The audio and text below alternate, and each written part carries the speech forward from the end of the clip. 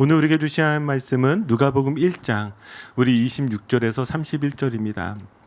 오늘 우리에게 주신 하나님 말씀은 누가복음 1장 우리 26절에서 우리 31절까지입니다. 우리 다 함께 차셔서 우리에게 주신 하나님의 말씀 함께 한 목소리로 우리 봉독해 올리도록 하겠습니다. 여섯째 달에 천사 가브리엘이 하나님의 보내심을 받아 갈릴리 나사렛이란 동네에 가서 다윗의 자손 요셉이라 하는 사람과 약혼한 처녀에게 이르니 그 처녀의 이름은 마리아라.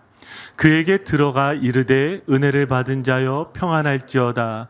주께서 너와 함께 하시도다 하니 처녀가 그 말을 듣고 놀라 이런 인사가 어찌함인가 생각하매 천사가 이르되 마리아여 무서워하지 말라. 내가 하나님께 은혜를 입었느니라. 보라 내가 잉태하여 아들을 낳으리니 그 이름을 예수라 하라. 아멘. 먼저 이 26절과 27절을 보면 이제 천사 가브리엘이 나타나게 됩니다. 여기에 지금 이 여섯째 달에라고 나와 있는데 이 여섯째 달이라는 말은 지난 말씀을 기억해 보시면 됩니다. 이 천사 가브리엘이 누구에게 나타났죠? 사가랴에게 나타나지 않았습니까? 그 이후로 6달이 지난 것입니다. 자, 그리고 이 천사 가브리엘이 나타났다는 것은 또 우리 지난 말씀을 기억해 보면 무엇을 나타내는 것이죠? 하나님의 구속의 역사, 하나님의 그 구속의 역사를 나타낼 때에 이 천사 가브리엘이 등장하고 있는 것이죠. 그러니까 지금 이 사가랴를 넘어서 이제 지금 여기에서도 가브리엘을 통해서 하나님께서 구속의 역사를 나타내신다라는 것을 기대할 수가 있습니다. 자, 그런데 이 가브리엘이 어디로 가죠? 나사렛이라는 동네에 갑니다. 나사렛. 여기에 누가 살고 있냐면 다윗의 자손 요셉과 그리고 그와 정혼한 처녀 마리아가 있습니다. 여기 다윗의 자손이라고 하니 이스라엘에서도 정말 유력한 가문이라는 것을 우리가 알 수가 있습니다. 그리고 그와 정혼한 마리아가 있다라고 하는데 저희 그래도 한국이 옛날에는 좀 약혼이라는 것이 있어서 이해하기가 편한데 이때 당시에 유대의 결혼의 풍습을 보면 어떻게 하는 것이냐면 1년 전에 신부 측에 돈을 지불을 합니다. 그리고 약혼식을 거행하는 거예요. 그리고 1년 이후에 그리고 결혼식을 해서 함께 살게 됩니다. 그래서 여기서 정혼했다라고 하는 것은 지금 신부 측 집에 값을 지불하고 결혼을 하기로 약속한 상태, 이게 정혼한 상태라고 여러분들이 아시면 되겠습니다. 자, 그런데 이들이 어디에 살고 있냐면 나사렛에 살고 있습니다. 나사렛. 지금 누가는 이 갈릴리 나사렛이라는 동네를 기록하고 있는 이유가 있는데요. 왜냐하면 이 나사렛이라는 동네는요, 갈릴리에서도 아주 작은 마을이었습니다. 그렇게 이 마을은요, 존경받거나 혹은 위대한 선지자가 나타나거나 혹은 하나님께서 약속하신 메시아가 태어날 것이란 기대가 전혀 없었습니다. 그래서 성경을 보아도 이 갈릴리 나사렛에 대해서 어떻게 말하고 있는지 분명히 알 수 있는데 요한복음 1장 46절을 보세요. 여기 뭐라고 말하고 있습니까? 나사렛에서 무슨 선한 것이 날 수 있느냐. 그러니까 나사렛은요, 이렇게 사람들에게 무시받는 마을이었던 거예요. 또 요한복음 7장 40절 41절을 보면 또 이 나사렛이 속해져 있는 이 갈릴리라는 곳도 어떤 곳이냐면 41절을 보세요. 어떤 이들은 그리스도가 어찌 갈릴리에서 나오겠느냐. 아니 갈릴리라는 곳에서 어떻게 하나님께서 약속하신 그 그리스도 메시아가 나올 수 있겠느냐. 여러분, 지금 이때 당시에 사람들이 이 갈릴리 그리고 갈릴리 중에서도 나사렛에 대해서 어떻게 생각하고 있는지를 분명히 잘 알 수가 있습니다. 특별히 유대 사람들이 갈릴리 지역, 이 갈릴리 사람들을 무시했던 이유는 무엇이냐면 이때 당시에 이곳이 북쪽에 있다 보니까 이방 민족하고 혼혈을 한다든지 혹은 이방의 우상들을 섬긴다든지 그래서 타락한 동네가 갈릴리라고 생각을 했던 거예요. 그래서 유대 사람들이 갈릴리를 인정하지 않았던 것이죠. 더군다나 이 나사렛은요, 갈릴리에서도요, 북서쪽에 산 기슭 쪽에 위치되어져 있는데요, 주요 도로에서 벗어나 있다 보니까 이곳에서 살고 있는 사람 많이 추정을 해도 한 400명 정도라고 합니다. 그러니까 너무나 작고 초라한 마을이라는 것을 알 수가 있습니다. 그런데 이곳에 누가 살고 있죠? 바로 요셉과 마리아가 살고 있습니다. 특별히 여기에서 이 요셉을 누구라고 말하고 있냐면은요, 다윗의 자손이라고 말하고 있습니다. 다윗의 자손이요. 그러면 유다 지파가 될 터인데, 유다 지파는 대다수가 어디에서 살고 있었을까요? 여러분들이 잘 아는 동네들일 거예요. 예루살렘이나 베들레헴에서 살고 있어야 합니다. 그래서 누가복음 2장을 보면 요셉의 고향이요, 베들레헴이라고 나와 있어요. 그러니까 지금 이곳에 살아야 되는데 이들이 나사렛에서 살고 있는 거예요. 왜 나사렛에서 살고 있을까? 요셉의 직업을 좀 생각해 보면 우리가 유추할 수가 있는데요. 요셉의 직업은 무엇이었죠? 목수입니다. 목수. 자, 이 목수라는 단어는 헬라 원어로 보면 기술자라는 말이에요. 기술자. 그래서 어떤 학자들은 실제로 요셉이 목수였다, 혹은 어떤 학자들은 돌을 다듬는 석공이었다, 이렇게 이야기하기도 하지만 저희가 더 쉽게 생각을 하면 핸디맨이라고 생각하면 될 것 같아요. 핸디맨. 그러면 만약에 요셉이 기술이 뛰어난, 혹은 사람들이 좋아하는 그런 기술자라고 한다면 예루살렘이나 베들레헴에서도 살 수 있을 거예요. 그런데 나사렛까지 가서 산다라고 하는 것은요, 왜 거기까지 가서 살았을까요? 먹고 살기 위해서. 여러분들은 큰 도시 살아서 잘 모르시죠? 우리가 큰 도시를 떠나서 작은 도시로 갈 때요, 여기에서 먹고 사는 게 힘드니까 작은 도시로 가게 되잖아요. 그 작은 도시도 안 될 때는 더 깊은 산속으로 들어가기도 하잖아요. 마찬가지로 요셉도요, 먹고 살기 위해서 저 나사렛이라는 그 시골까지 가서 겨우겨우 가난한 목수로서 살아가고 있었던 것입니다. 바로 그때에 이곳에서 살고 있는 요셉과 마리아에게 천사 가브리엘이 나타난 거예요.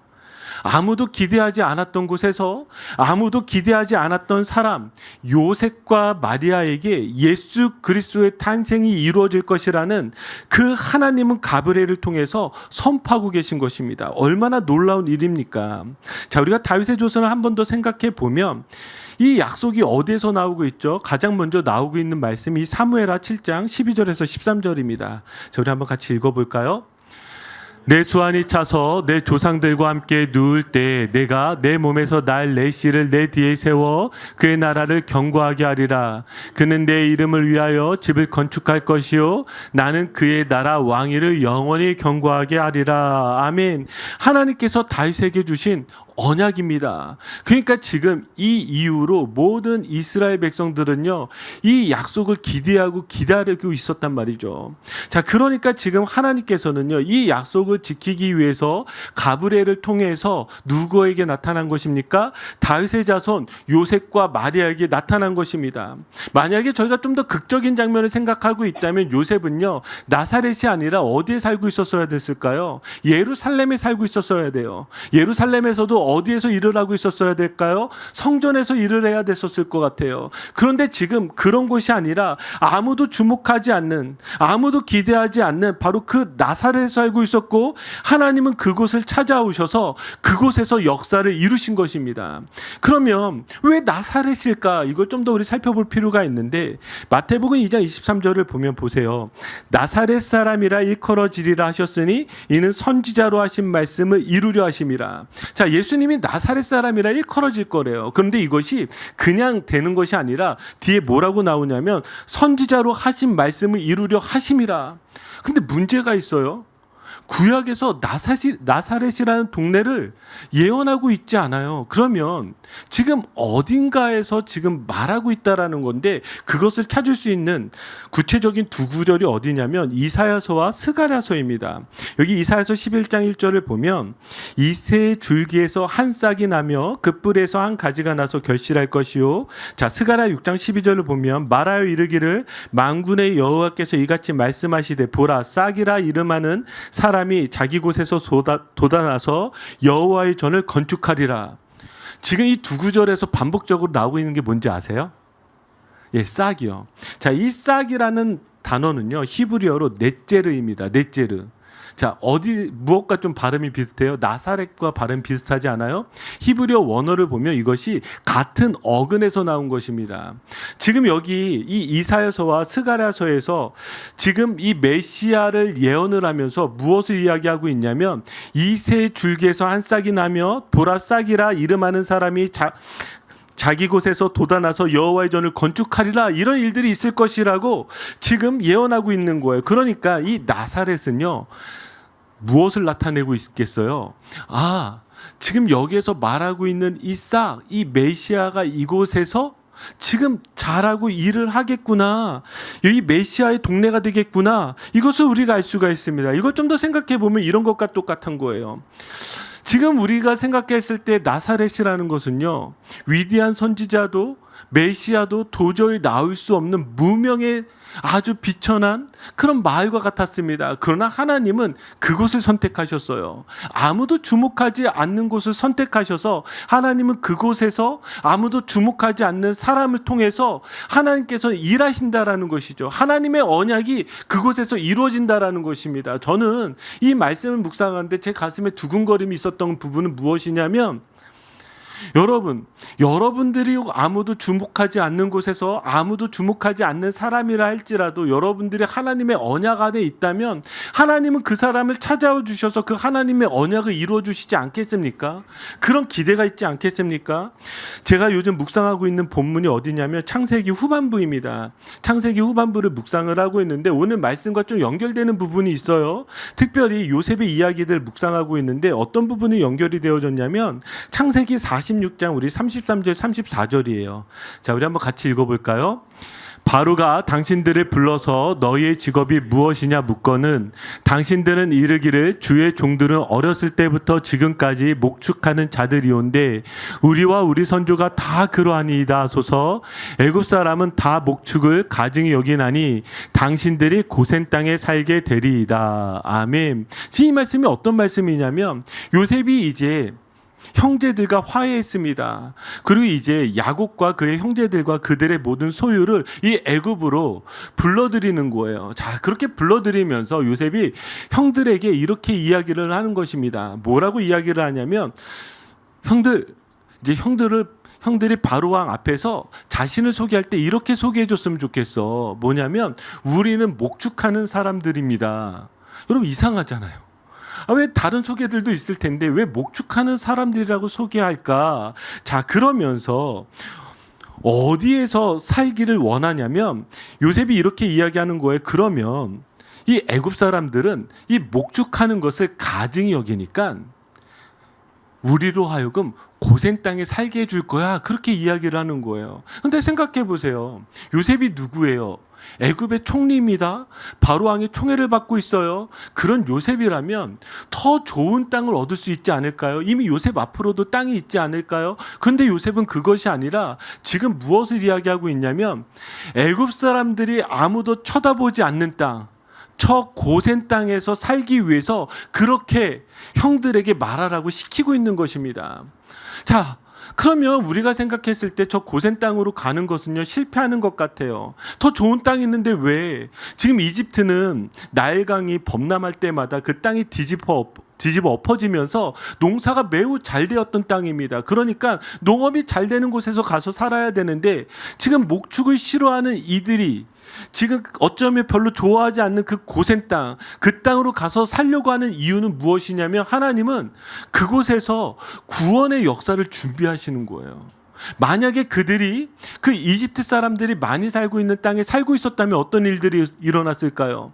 애굽 사람들과 더 가까워지지 않았을까요? 문화가 섞이지 않았을까요? 하나님만 믿어야 되는데, 하나님을 더 바라봐야 되는데 하나님을 믿고 바라보는 것보다 애굽의 신들과 애굽의 문화를 더 좋아하지 않았을까요? 그러니까 하나님은 지금 요셉을 통해서 이 애굽 사람들이 주목하지 않는 땅, 저 고센 땅으로 지금 야곱과 그의 형제들을 옮기시는 거예요. 이것이 얼마나 놀라운 하나님의 역사입니까? 저는 이 말씀이 여러분들에게 은혜가 되었으면 좋겠는데, 어쩌면 여러분들의 인생에 광야와 같고 어둠과 같고 마치 이렇게 구석 나사렛과 같이 나아가 고센 땅에 사는 것과 같을 때에 여러분들이 기대하실 수 있는 건 무엇이냐면, 하나님이 여기에서 내게 구속의 역사를 이루어 주시겠구나. 아무도 그렇게 생각하지 않는 그 땅이지만 하나님이 나로 하여금 그 땅으로 보내셨을 때에는 무엇이에요? 아, 하나님이 일하시겠구나, 하나님이 역사하시겠구나. 여러분들이 그런 기대와 소망을 가지시기를 주님의 이름으로 축복합니다. 하나님은요, 언제나 작고 천한 곳에서 하나님의 일을 시작하셨습니다. 보세요. 갈대와 우르의 무명인이었던 아브라함을, 미디안 광야의 도망자였던 모세를, 들판의 어린 목동이었던 다윗을, 나사렛의 이름 없는 사람이었던 요셉과 마리아를 통해서 하나님의 역사를 나타내신 것과 같이 여러분들 한 분 한 분에게도 이런 은혜가 있기를 축복합니다. 자, 이제 천사가 마리아에게 이렇게 전해요. 자, 28절 29절 말씀 우리 한번 같이 읽겠습니다. 그에게 들어가 이르되 은혜를 받은 자여 평안할지어다, 주께서 너와 함께 하시도다 하니 처녀가 그 말을 듣고 놀라 이런 인사가 어찌함인가 생각하매. 자, 이 말씀 한번 잘 머릿속에 두시면서 한번 생각해 보세요. 지금 마리아가 천사의 말을 듣고 어떻게 인사를 할까 생각을 합니다. 그런데 이 장면이 마리아가 놀란 것 같지 않습니까? 자, 그런데 여기에서 우리가 조금 오해하고 있는 것은 무엇이냐면, 지금 천사가 나타나서 놀란 것이 갑자기 내 눈앞에 생전 보지도 못한 천사가 나타나서 놀랬다든지, 아니면 이 천사가 지금 처녀잖아요. 남자를 모르잖아요. 그런데 아기가 생길 거라고 하니까 놀랐다든지 이렇게 해서 놀란 것이 아닙니다. 이 말씀을 가만히 보시면 놀란 이유가 있는데, 그것이 무엇이냐면 가브리엘이 지금 전한 그 인사의 내용 때문에 놀래서 이게 도대체 무슨 말일까 그가 생각하고 있는 것입니다. 그러면 천사 가브리엘이 어떻게 인사했냐면 이렇게 인사했어요. 은혜를 받은 자여 평안할지어다, 주께서 너와 함께 하시도다.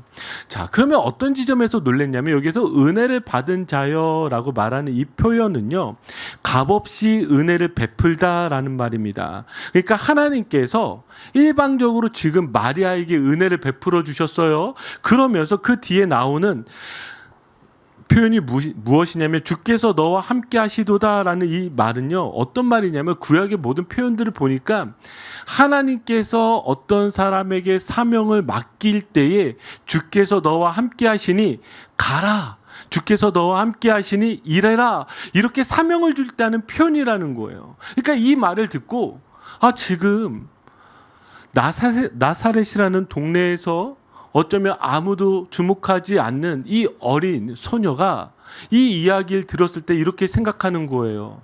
내가 과연 지금 하나님의 은혜를 받을 만한 사람인가? 내가 과연 하나님의 사명을 받을 만한 사람인가? 바로 이런 질문들이 생기기 시작하는 것입니다. 자, 그런 질문 가운데 그가 이 은혜를 알게 됐을 때 보세요. 누가복음 1장 48절입니다. 자, 우리 같이 읽어볼까요? 그의 여종의 비천함을 돌보셨음이라. 보라, 이제후로는 만세 나를 복이 있다 일컬으리로다. 아멘. 그가 깨달은 건 무엇이냐면, 그럼에도 불구하고 하나님이 나 같은 사람을 선택해 주셨고, 나 같은 사람에게 지금 사명을 맡기셨고, 나 같은 사람을 통해서 일하시는구나, 이것을 알게 되고, 비천한 여종에게 하나님이 일하시는구나, 그런 고백으로 이어지게 되는 것입니다. 저는요, 하나님의 부르심이 이와 같다고 생각합니다. 우리의 자격보다 은혜로 시작하는 거예요. 여러분들이 하나님의 부르심을 받을 만해서 이 자리에 있는 것 같습니까? 아니요. 하나님의 부르심을 받을 만한 자격이 있어서가 아니라 여러분들에게 은혜가 있기 때문에 하나님께서 은혜로 여러분들을 선택해서 불러주셨다라는 거예요. 그렇다고 한다면 여기에서 우리가 생각해야 되는 건 무엇이냐면, 이 마리아와 같이 겸손함으로 하나님의 부르심을 생각해 보아야 되는 거예요. 정말 내가 이 은혜를 받을 만한 사람인가? 정말 내가 하나님의 사명을 감당할 만한 사람인가? 자, 그런 사람에게 하나님께서 역사를 나타내는 것입니다. 자, 어떤 역사가 나타나느냐? 우리 한번 보세요. 이제 드디어 예수 그리스도의 탄생을 예고하는데요. 자, 30절에서 31절입니다. 우리 같이 읽을까요? 천사가 이르되 마리아여 무서워하지 말라, 내가 하나님께 은혜를 입었느니라. 보라, 내가 잉태하여 아들을 낳으리니 그 이름을 예수라 하라. 아멘. 자, 이제 제일 먼저 이 가브리엘 천사가 무엇을 이야기하냐면, 자, 너에게 이제 아들이 태어나게 될 것인데 그 아들의 이름을 아예 가르쳐 줍니다. 자, 그 아들의 이름이 무엇이죠? 예수입니다. 예수. 자, 이 예수라는 말을 딱 들으면 1차적으로 어떤 뜻이 떠올라야 되냐면, 자, 예수 지난주에 제가 말씀드렸는데 히브리어로 무엇이죠? 여호수아입니다. 혹은 예수아입니다. 자, 똑같은 말인데요. 자, 어떤 뜻을 가지고 있냐면 여호와께서 구원하신다라는 뜻을 갖고 있어요. 그러니까 지금 그토록 기다렸던 메시아의 그 모습이 등장하게 되는데 성경은 제일 먼저 무엇을 선포하고 있냐면 여호와께서 구원하신다. 예, 예수라는 이름을 선포하고 있는 것입니다. 자, 이 예수라는 이름이 좀 더 구체적으로 표현되는 곳이 어디냐면 마태복음 1장 21절 23절입니다. 자, 우리 같이 읽어볼까요? 아들을 낳으리니 그 이름을 예수라 하라. 이는 그가 자기 백성을 그들의 죄에서 구원할 자이심이라 하니라. 이 모든 일이 된 것은 주께서 선지자로 하신 말씀을 이루려 하심이니 이르시되 보라 처녀가 잉태하여 아들을 낳을 것이요 그의 이름을 임마누엘이라 하리라 하셨으니 이를 번역한즉 하나님이 우리와 함께 계시다 함이라. 아멘. 자, 지금 하나님께서 메시아를 보내주셨어요. 그리고 그 메시아는 어떤 메시아냐면 우리를 구원해 주시는 메시아예요. 그런데 우리를 무엇으로부터 구원해 주시느냐? 자, 마태복음 무엇으로부터 구원해 준다라고 말하고 있죠? 죄로부터 구원해 준다라고 분명하게 우리에게 선포하고 있습니다. 자, 죄로부터 구원하기 위해서 지금 이 메시아가 하는 일이 있는데 그것이 무엇이냐면 뒷부분에 나온 거예요. 23절에 무엇이냐면 임마누엘, 하나님이 우리와 함께 계시다. 즉 하나님께서 우리를 죄에서 구원하시기 위해서 하나님이 우리 가운데 내려오신 사건이 바로 예수 그리스도의 탄생이라는 거예요. 이 죄의 문제를 우리가 도저히 해결할 수 없기 때문에 무엇이냐면 하나님이 우리 가운데 내려오셔서 그 죄의 문제를 해결하시고 구원해 주시는 것이 바로 이 예수 그리스도의 탄생이라는 것입니다. 자, 더 나아가 볼까요? 자, 이 예수라 하면서 뭐라고 이야기를 하냐면 32절 33절입니다. 자, 우리 한번 같이 읽겠습니다. 그가 큰 자가 되고 지극히 높으신 이의 아들이라 일컬어질 것이요 주 하나님께서 그 조상 다윗의 왕위를 그에게 주시리니 영원히 야곱의 집을 왕으로 다스리실 것이며 그 나라가 무궁하리라. 아멘. 자, 지금 제일 먼저 선포했던 건 예수라면서 구원자이신 예수에 대해서 이야기를 하고 있다면 그 다음에 이어서 무엇을 이야기하고 있어요? 그는 큰 자가 되고 지극히 높으신 이의 아들이 되고 그러면서 다윗의 왕위를 주어 무엇이에요? 영원히 야곱의 집. 이 야곱의 집이라는 것은 이스라엘의 12지파, 이스라엘 온 땅을 이야기하지 않습니까? 거기에 무엇으로 다스려요? 왕으로 다스리실 거래요. 그러면 지금 누가복음에서 이 두 가지의 정의를 이야기하고 있는데 지금 하나님께서 이 땅에 예수 그리스도를 보내주시는데 첫 번째는 무엇이냐면 구원자이신 예수 그리스도를 보내주고 있고요. 두 번째는 왕이신 예수 그리스도를 보내주고 계시다는 거예요. 그리고 이것에 대해서는 구약이 계속해서 예언되어져 있어요. 제가 읽어볼게요. 다니엘서 7장 13절 14절. 그에게 권세와 영광과 나라를 주고 모든 백성과 나라들과 각 언어를 말하는 자들이 그를 섬기게 하였으니 그의 권세는 영원한 권세여 그 나라는 멸망하지 아니할 것이라. 자, 이사야서 9장 6절 7절. 이는 한 아기가 우리에게 낳고 한 아들을 우리에게 주신 바 되었는데 그의 어깨는 정사를 베었고 그의 이름을 기묘자라 모사라 전능하신 하나님이라 영존하시는 아버지라 평강의 왕이라 할 것임이라. 그 정사와 평강의 더함이 무궁하며 또 다윗의 왕자와 그의 나라에 군림하며 그 나라를 굳게 세우고 지금 이후로 영원히 정의와 공의로 그것을 보존하실 것이라. 만군의 여호와 열심히 이를 이루시리라. 아멘. 여러분, 예수 그리스도가 이러한 하나님의 말씀을 지금 이루시기 위해서 이 땅 가운데 태어나시는 장면입니다. 그러면 이때 당시에 지금 이 말씀을 듣고 있는 사람들에게는 얼마나 이것이 감동이 되어지는지 그 이유가 무엇이냐면 만약에 유대인이라고 한다면 유대인들의 소망은 무엇이었어요? 지금 아수르에 의해서 이스라엘이 멸망하고 그 이후에 바벨론에 의해서 유대가 멸망을 하고 이 바벨론뿐만이 아니라 그 다음에 페르시아로 넘어가고 헬라로 넘어가고 그다음에 로마로 넘어갔단 말이에요. 그동안에 무엇을 그들이 잃어버린 거예요? 이전에는 하나님께서 우리들을 다스리셨는데, 우리들을 통치하셨는데, 이제는 하나님이 우리를 통치하는 것이 아니라 지금은 로마가 우리를 통치하고 있단 말이에요. 그런데 그것 가운데 지금 하나님이 선포해 주시는 거예요. 내가 너희를 구원해 줄 거야. 내가 너희들의 왕이 되어 줄 거야. 그러니까 세상이 너희들 다스리는 것이 아니라 우리 하나님이 이 메시아를 통해서 다시 이 하나님의 다스림, 하나님 나라를 회복하실 거야. 그러니까 이것에 대한 기대와 소망이 막 있는 것이죠. 저는 이렇게 막 소망이 되는데 여러분들은 어떠신가요? 제가 그냥 성도의 입장을 생각해 보세요. 맨날 듣는 얘기, 목사님 뭘 그렇게 흥분하십니까? 그런데 이것이 여러분들이 예수 그리스도를 처음 만난 그 순간을 기억해 보면 이것이 똑같이 오버랩이 되는 것이 있는데, 그게 무엇이냐면 여러분들이 세상 가운데 무엇에 억눌려 살아가셨는지 아십니까? 죄에 억눌려 살아가셨단 말이에요. 죄에 억눌려 살아갔다라는 것은 내가 하나님과 전혀 상관없는 삶을 살아가고 있었어요. 그래서 내 인생이 어둠과 같은 인생이었는데 예수 그리스도를 만나니까 어떻게 되어지는 거예요? 빛과 같은 그런 예수 그리스도를 알게 된 거예요. 어둠이 물러가는 거예요. 죄의 문제가 해결되는 거예요. 그 이전에는 내 삶, 내 주먹으로 살아가고 있었다면 이젠 그것이 아니라 예수 그리스도로 인해서 하나님 안에서 살아가게 됐단 말이죠. 그래서 여러분 감격하고 감사하게 된 거잖아요. 이래도 여러분들이 감동하지 않으실 줄 알았어요. 그래서 그 다음으로 들어가는데 오늘 감동이 아니라 조금 더 강한 얘기를 할 필요가 있는데 제가 그 이유에 대해서 좀 설명을 해드릴게요. 지금 누가가 이렇게 예수 그리스도가 누구신지를 두 가지로 선포를 하면서 어디 말씀을 여러분들이 연결해서 보셔야 되냐면 사도행전 2장 36절입니다. 저는 이 말씀이 제가 성경을 공부할 때마다 늘 가장 중요한 구절이라고 생각하는 구절이에요. 그래서 성경 공부하는 분들은 아마 다 들어보셨을 거예요. 이 장면이 어떤 장면이냐면 베드로에게 이제 오순절 그 놀라운 성령의 강림의 사건이 일어나게 되고 이제 성령이 충만하여져서 이제 그곳에 있는 모든 사람들에게 베드로가 설교하는 장면이에요. 저는 이 설교의 이 장면이 성경 전체에서 우리가 반드시 살펴보아야 되는 정말 중요한 저는 설교라고 생각을 합니다. 거기에 마지막 절이 뭐냐면 이거예요. 여러분들이 제가 베드로와 같이 설교할 수 없으니까 베드로의 설교를 듣는다 생각하시고 이 구절 한번 같이 읽어보겠습니다. 시작. 그런즉 이스라엘 온 집은 확실히 알지니 너희가 십자가에 못 박은 이 예수를 하나님이 주와 그리스도가 되게 하셨느니라 하니라. 아멘. 여기 뭐라고요?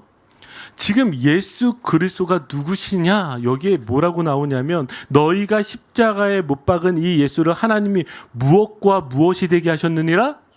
주와 그리스도가 되게 하셨느니라라는 거예요. 주와 그리스도. 자, 주와 그리스도가 되셨다라는 것은 우리가 오늘 본문을 비유해서 생각을 해보면 무엇이냐면 그리스도는 예수라는 그 이름에 나와 있어요. 우리의 구원자시라는 거예요. 그럼 주라는 건 무엇이에요? 우리의 왕이시라는 거예요.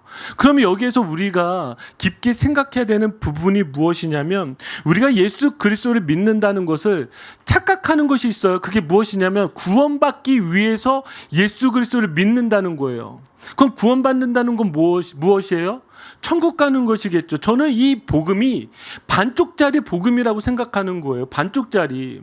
여러분들이 예수 그리스도를 믿는 게 단순하게 천국 가기 위해서 믿는 거라면 여러분들이 지금 열심히 이렇게 예배를 드리고 열심히 주를 위해서 살 필요가 없잖아요. 간단해요. 죽기 전에만 내가 예수님 믿는다고 얘기하면 되잖아요. 얼마나 억울해요. 주일날 그냥 잠 좀 더 자지. 어디 경치 좋은데 놀러 가지. 근데 어떤 분들은요. 그 모든 것을 포기하고 예배를 드려요.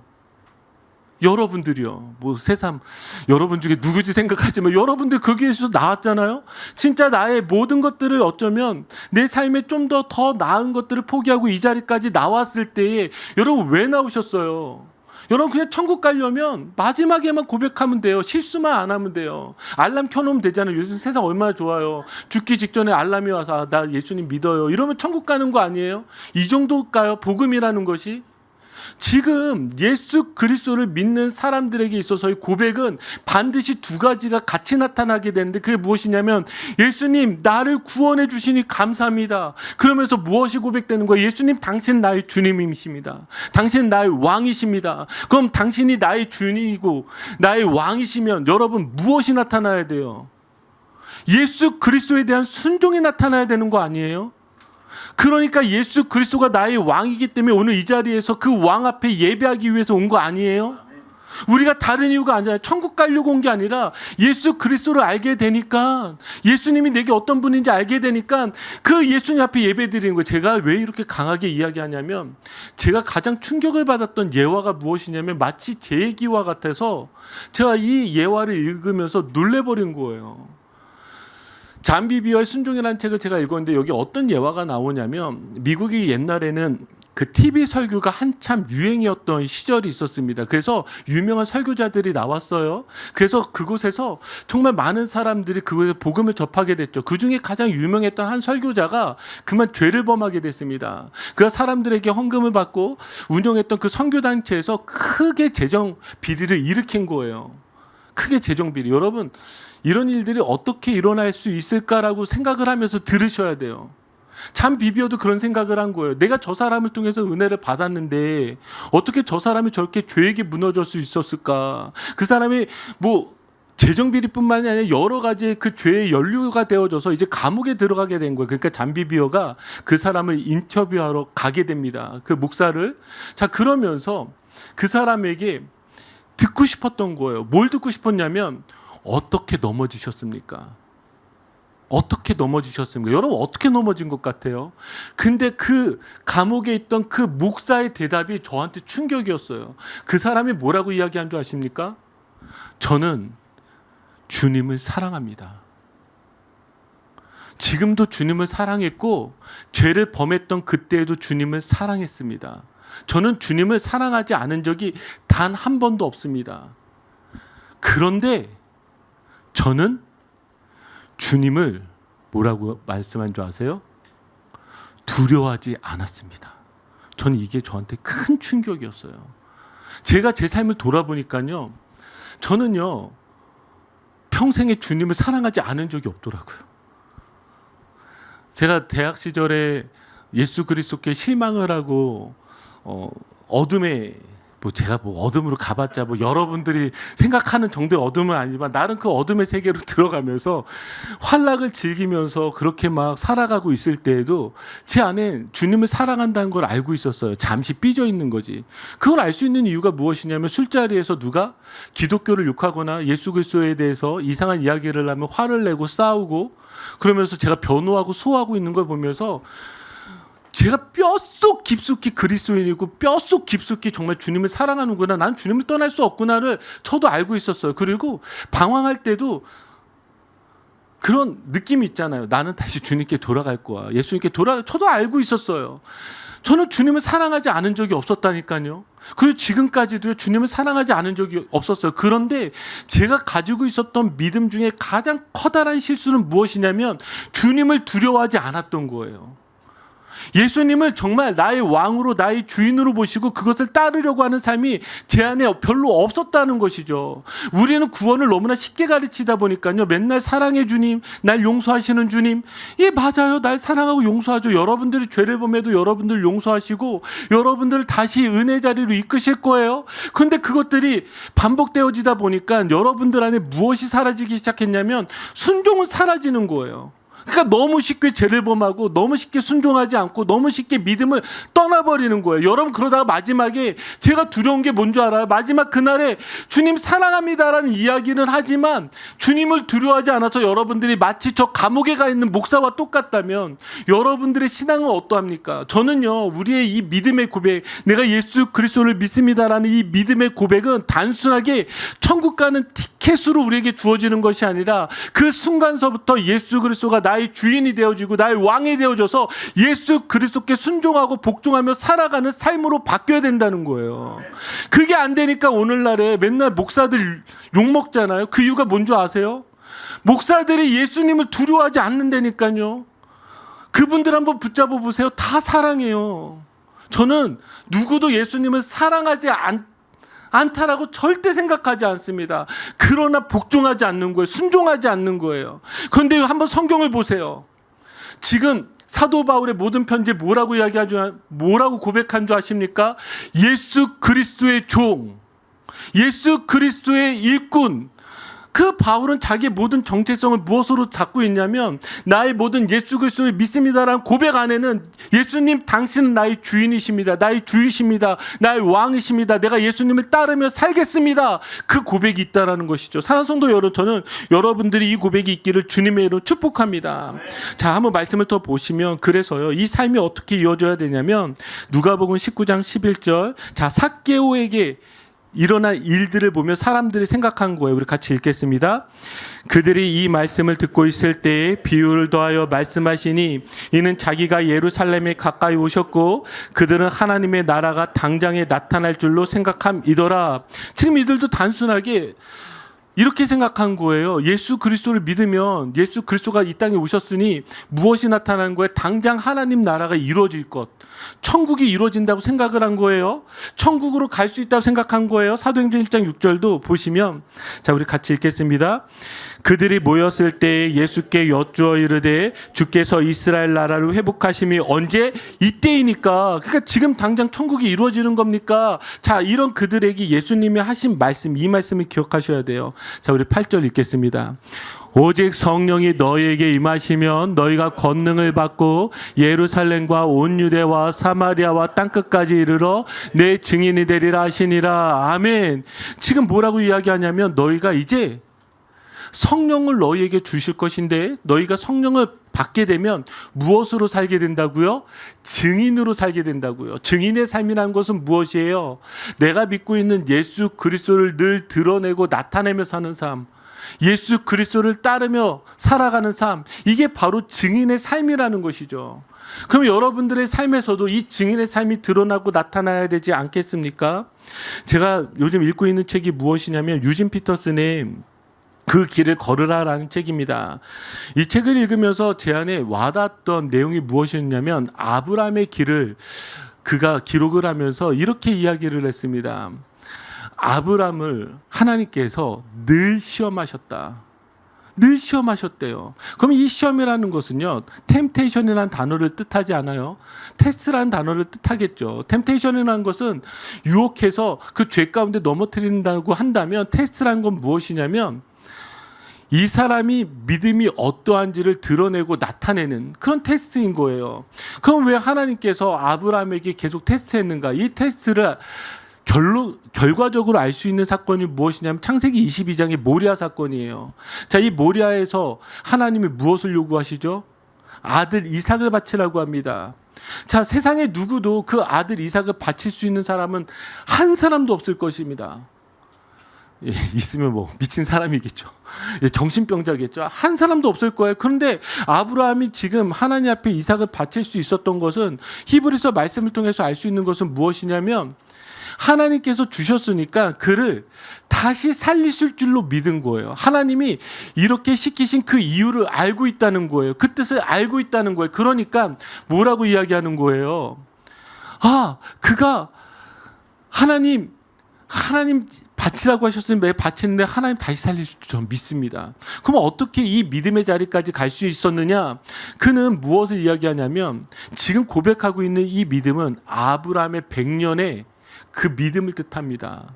100년의 믿음이 어떻게 100년의 믿음일까? 아브라함을 처음 부르신 그때서부터 지금까지 하나님은 늘 그 시험을 통해서 어디까지 지금 이끌어가고 계셨냐면 바로 하나님을 온전히 신뢰하는 그 자리까지 이끌어가고 계셨다는 거예요. 아브라함을 부르시는 그 순간서부터, 아니 그가 잘못하여서 애굽으로 넘어가서 거짓말을 하며 죄를 범했던 그 순간에도, 어떤 순간에도 하나님은 아브라함을 버리시지 않고 끊임없이 그에게 믿음이 드러나고 나타날 수 있도록 하나님께서 인도하셔서 어디의 자리까지 이끌고 가셨다고요? 바로 그 이삭을 바치는 그 사건까지 하나님이 이끌어 가셨다고요. 우리가 지금 고백하고 있는 이 증인의 삶은요, 반드시 저는 성숙의 과정까지 일어나야 된다라고 저는 생각을 하는데, 우리 안에 성숙의 과정이 일어나지 않는 이유는 무엇이냐면 우리가 예수 그리스도를 사랑하지만 예수 그리스도께 순종하지 않았기 때문입니다.